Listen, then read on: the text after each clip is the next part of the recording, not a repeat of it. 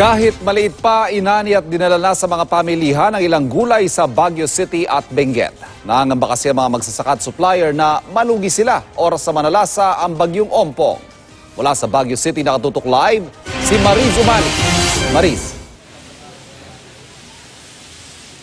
Ivan, naghahanda na raw ang City Disaster Risk Reduction and Management Office dito sa Baguio City para sa paparating na bagyong Ompong. Sa bagsakan naman ng mga gulay sa Benguet, mas bumaba raw ang presyo ng karamihan sa mga paninda ngayong araw kumpara kahapon, pero ang mga magsasaka umaaray.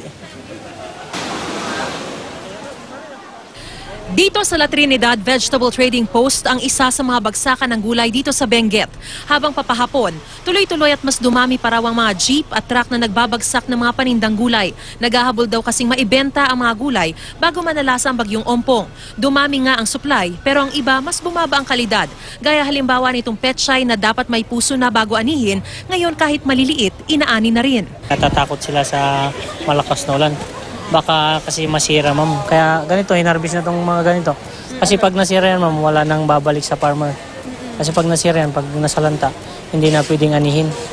Ang pangamba ng magsasakang si Efren Elias, oras na manalasa ang bagyo at masira ang iba pang di naaaning pananim, baka wala na rin silang maihatid sa pamilihan. Wala na pag napitas na. Tirahan ng bagyo, di wala na. Masira lahat. Ang epekto baka pati ang mga paninda magkaubusan. Kumukunti na yung supply ng gulay kaya tumataas yung presyo ng gulay. Baka maulit pa yung nakaraan na nangyari doon sa yung tag-ulan na yun. Matumal. Hindi kaya ng buyer. Pero sa ngayon dahil marami nga ang agad inani, dumami ang supply kaya nagmura ang presyo ng maraming mga gulay. Gaya ng pechay, repolyo, celery, chicharo, broccoli, at Baguio beans. Marami ang pareho pa rin ang presyo. Nagmahal naman ang talbos ng sayote ng 5 piso at patatas. Bumaba ng konti. Oo.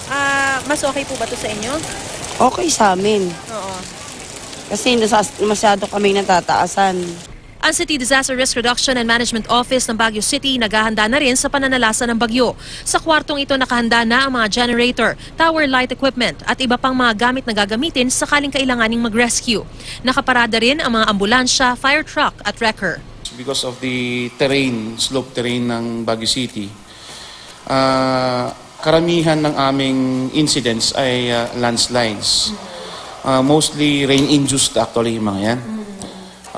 So it's already been identified by the Mines and Geosciences Bureau to prepare also with regards sa kanilang mga areas kung saan malimit nagkakaroon ng landslide. So mayroon na tayong early warning.